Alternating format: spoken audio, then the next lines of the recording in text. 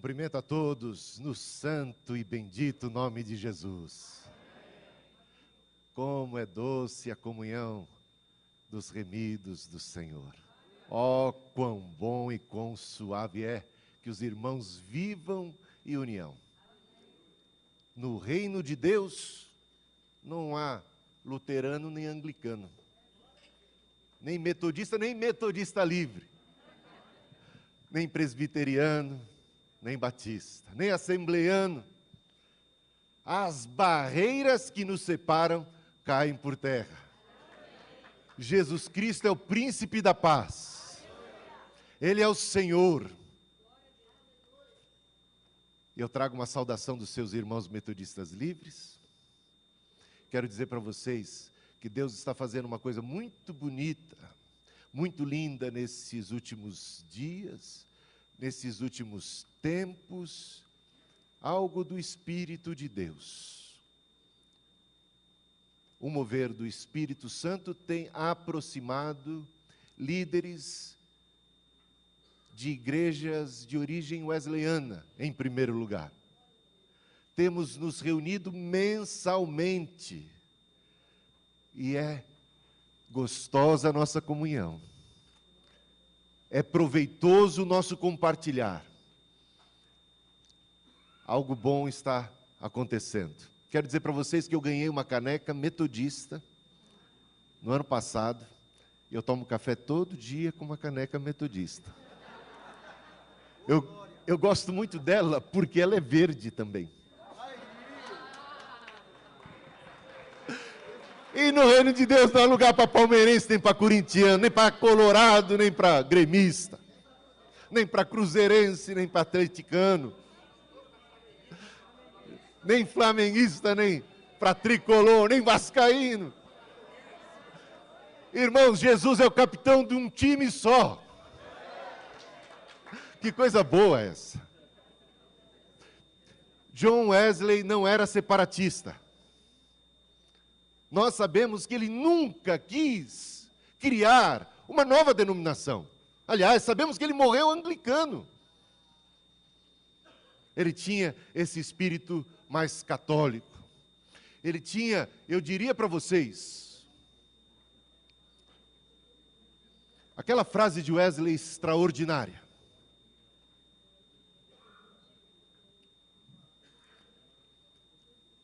No essencial, unidade. No não essencial, liberdade. Em tudo, caridade. Em tudo, caridade, amor. O amor seja o vínculo da paz, da perfeição. Mas quando a gente fala de unidade, a gente precisa lembrar que a unidade não pode ser unidade por ela mesma. Tem muita gente que se une para coisa ruim, não é mesmo? Tem gente que se une para oba-oba. Então a unidade não é um fim em si mesma. Há um essencial. Há que se pensar em torno do que estamos unidos. O que é que nos une?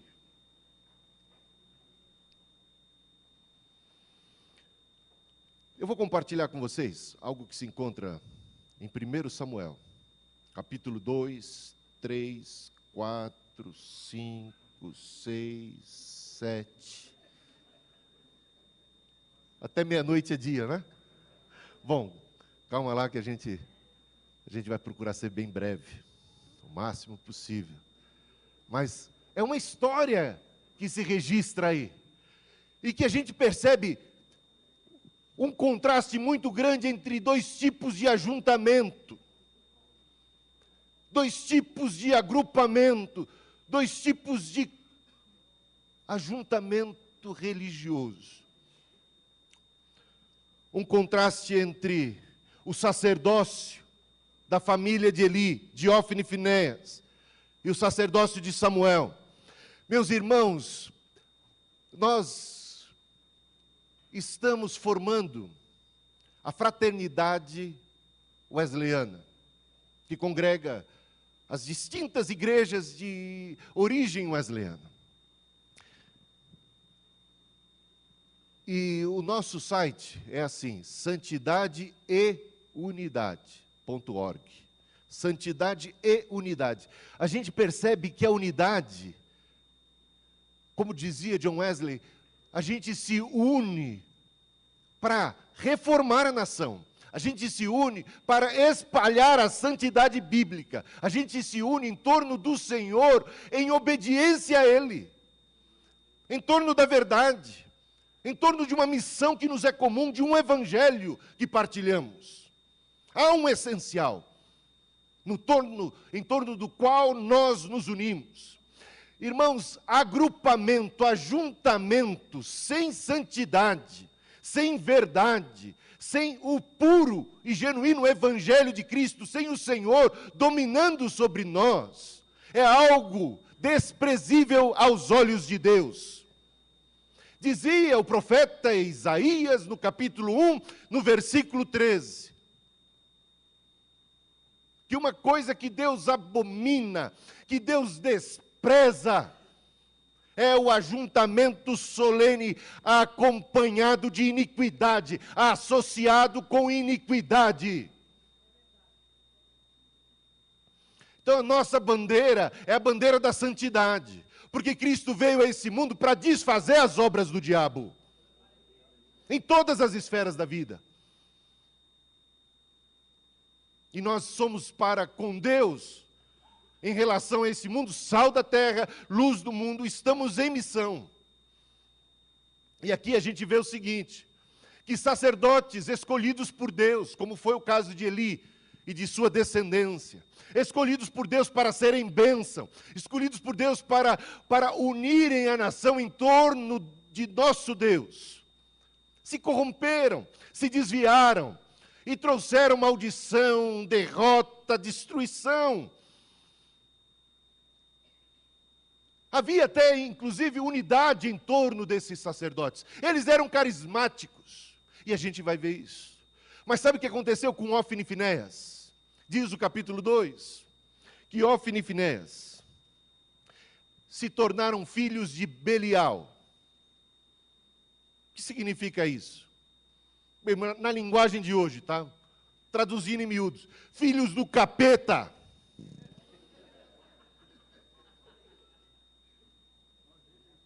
Filhos do capeta, sacerdotes que se tornaram filhos do capeta. Que não tinham temor de Deus, que metiam a mão no dinheiro da igreja, que oprimiam, que eram mercenários, que buscavam lucro, que não tinham respeito para com a arca de Deus, que não tinham respeito para com o santuário, que se prostituíam, ousavam se prostituir em frente da arca da aliança. Algo absurdo, e o Eli, o sumo sacerdote, o que fez? Até que os repreendeu, diz o texto bíblico no capítulo 2. Mas os repreendeu como um pai frouxo e complacente, e conivente com o pecado. Os repreendeu, male. Os filhos não se arrependeram e continuaram praticando mal, e não houve disciplina na casa de Deus. Ele não fez como Jesus, que expulsou os vendilhões e os mercadores do templo. Irmãos, nós queremos unidade, mas unidade com santidade. Unidade em nome de Jesus Cristo. Obediência quero e não sacrifício.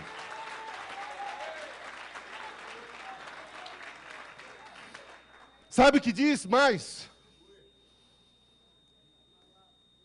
Que a coisa chegou a um tal ponto que Deus, que havia escolhido, Deus que havia chamado, Deus que havia inclusive feito promessa para a família de Eli, ele fica indignado e diz o capítulo 2 aqui, versículo 29, por que pisais aos pés os meus sacrifícios e as minhas ofertas e manjares que ordenei me fizessem na minha morada?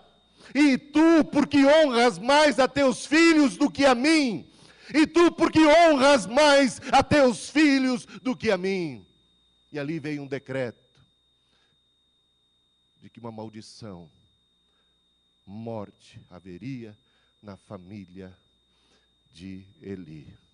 No mesmo dia, por conta do pecado, morreriam Eli, Ofni e Finéias. Porque de Deus não se zomba. O que o homem plantar, isso ele vai colher. Sabe o que acontece? Às vezes a gente peca. Pastores, às vezes estão em pecado. Líderes, às vezes estão em pecado. Mas de repente eles pregam, há conversões. Sabe o que eles começam a concluir? Que por causa do resultado e de frutos desta espécie, desta natureza, isso é um sinal da aprovação de Deus sobre sua vida. Porque Ofni e Finéias pecavam,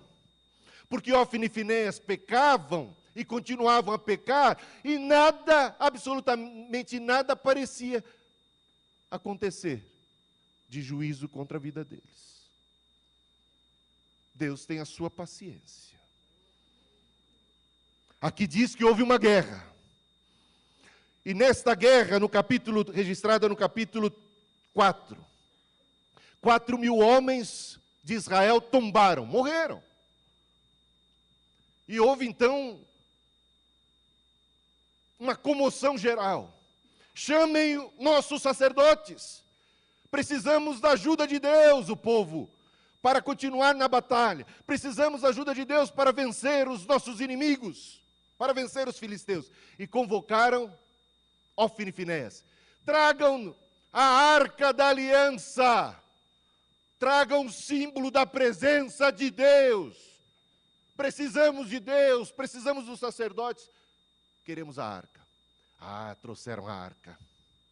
Ofni e Finéias, esses sacerdotes de Deus, pecadores, carregando a arca da aliança. Quando eles se aproximaram do arraial do povo hebreu, carregando a arca da aliança, mas que fervor! Talvez o culto mais fervoroso registrado nas Escrituras Sagradas. E Ofni e Finéias falaram, estamos com a bola toda.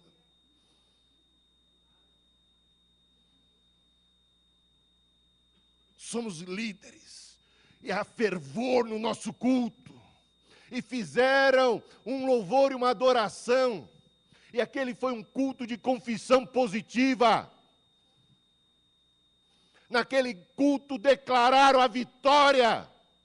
Naquele culto eles decretaram isso, decretaram aquilo outro.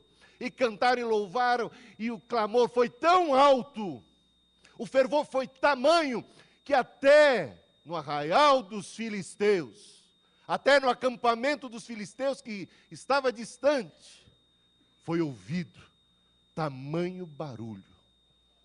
Meus irmãos, eu não sou contra fervor, até me considero um homem fervoroso.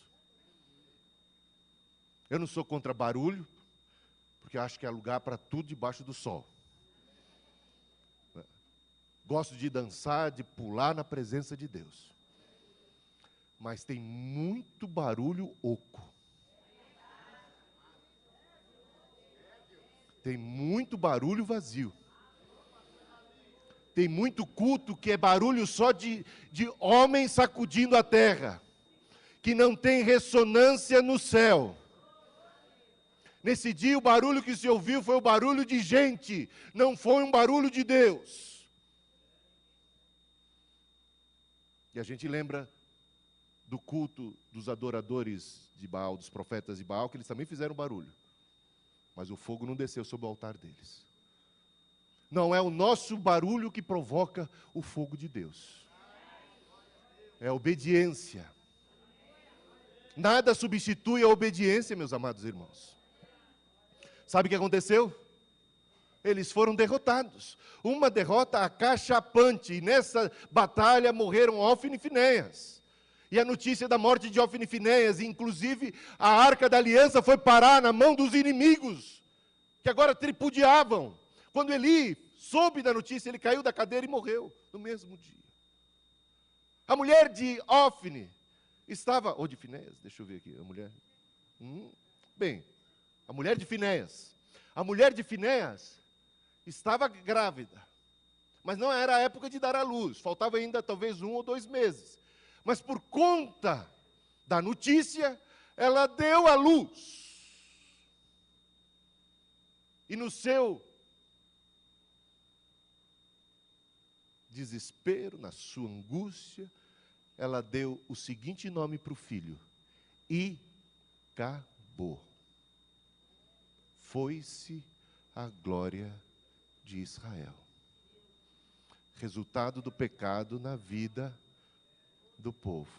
Tinha unidade? Tinha unidade. O que faltava? Santidade. Tinha ajuntamento, tinha liderança, tinha fervor, tinha culto, mas não tinha santidade. Era culto para inglês ver. Tem inglês aqui?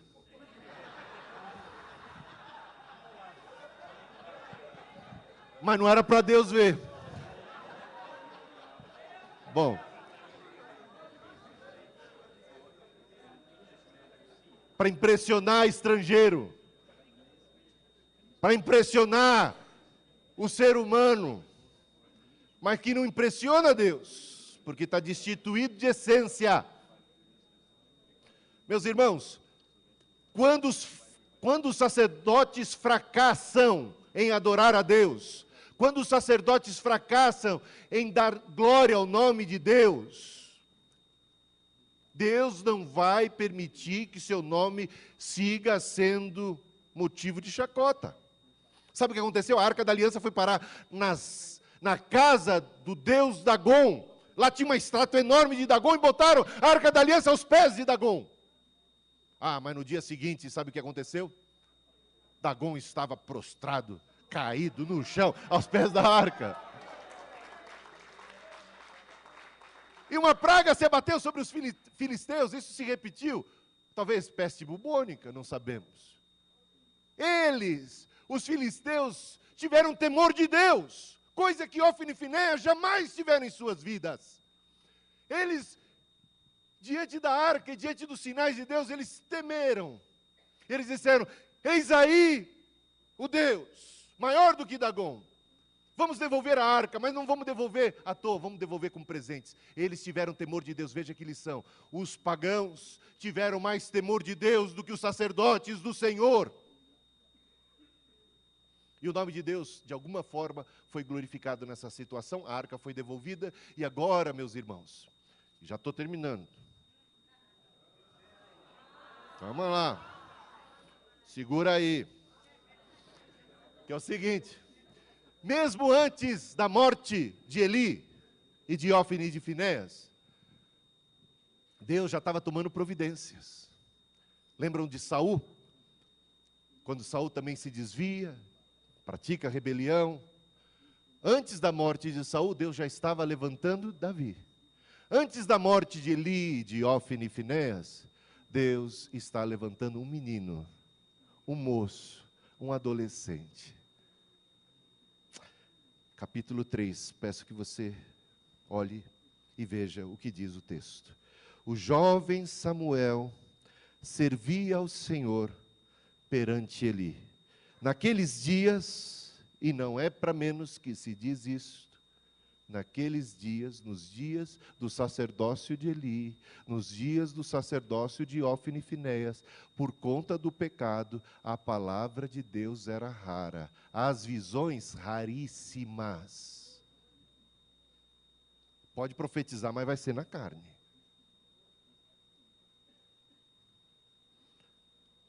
O pecado, diz o Senhor, a minha mão não está encolhida, os meus braços não estão encolhidos, os meus braços estão estendidos para abençoar meu povo, mas as vossas iniquidades fazem separação entre vós e o vosso Deus. Palavra rara. Mas naqueles dias, diz versículo 2 agora, certo dia, estando deitado no lugar costumado, o sacerdote Eli, cujos olhos já começavam a escurecer-se, veja aí a decadência, um sinal da sua velhice, mas esse escurecer-se também tem outro significado espiritual. Um profeta, um sacerdote, um pastor, um bispo, um líder que está distante do Senhor, que um dia até enxergou, mas que agora já não está enxergando mais. Mas sabe o que é mais lindo nesse texto? É que diz que antes que a lâmpada de Deus se apagasse, antes da lâmpada de Deus se apagar, Deus chamou Samuel. Samuel tem um ministério extraordinário. Termina o capítulo 3 dizendo que as visões e a palavra de Deus começou a se manifestar na vida desse jovem Samuel. Samuel era como um filho adotivo de Eli, um filho caçula adotivo de Eli. E ele foi criado naquela atmosfera. Dizem que os homens são uma tábula rasa. E Samuel vai contrariar essa tese. Ele nasceu num contexto de pecaminosidade, de conivência com o pecado. O exemplo que ele tinha era de Eli e de seus irmãos mais velhos, que estavam aprontando mil e uma, mas ele não se deixou levar pelo pecado, pela influência do meio. Ele se manteve íntegro. E a palavra de Deus se manifestou a ele, Deus o distinguiu, ele se distinguiu entre seus irmãos. E vai ter uma batalha agora. E aí a gente vai para o capítulo 7. Viu? Não foi tão demorado. Uma outra batalha. Passado um tempo, os filisteus fizeram nova guerra contra o povo de Deus. Nova guerra, nova batalha. E agora é Samuel quem está liderando. Agora é Samuel o sacerdote. Agora é Samuel o juiz. Agora é Samuel o líder do povo. Jovem ainda. E sabe o que diz? Que ele reuniu o povo diante da ameaça do inimigo, do mesmo inimigo que havia tempos atrás destruído, derrotado, humilhado o povo hebreu. E agora Samuel reúne o povo. Do mesmo jeito que Ofni e Finéias um dia estiveram diante do povo reunido, agora um culto, agora uma assembleia, um ajuntamento solene. Só que diferente de Ofni e Finéias, o barulho que vai se ouvir do povo é barulho de corações quebrantados. Em vez de confissão positiva, o que temos é confissão de pecados.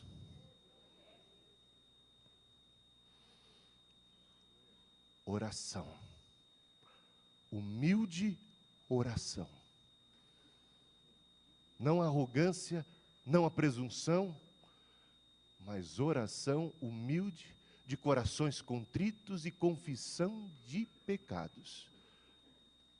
Clamou o povo. Samuel intercedeu e Deus ouviu do alto céu. Diz a palavra que Deus trovejou do alto céus sobre Arraial dos inimigos. O barulho que se ouviu foi um barulho celeste que confundiu os inimigos e que trouxe vitória, extraordinária vitória para o povo de Deus. Se Deus é por nós, quem será contra nós? Mais são aqueles que estão do nosso lado do que aqueles que são contra nós. Uma grande vitória. E eu concluo com as palavras de Samuel. Versículo 12. Tomou então Samuel uma pedra e pôs entre Mispa e Sem, e lhe chamou Ebenezer. Até aqui nos ajudou o Senhor. Olha que contraste extraordinário. O culto de o ajuntamento de Ofni e Finéias termina com e acabou. Foi-se a glória de Israel. O ajuntamento de Samuel termina com Ebenezer. Até aqui nos ajudou o Senhor. E a história de nossos ministérios. E a história de nossas vidas. Como é que vai terminar? Deus nos abençoe.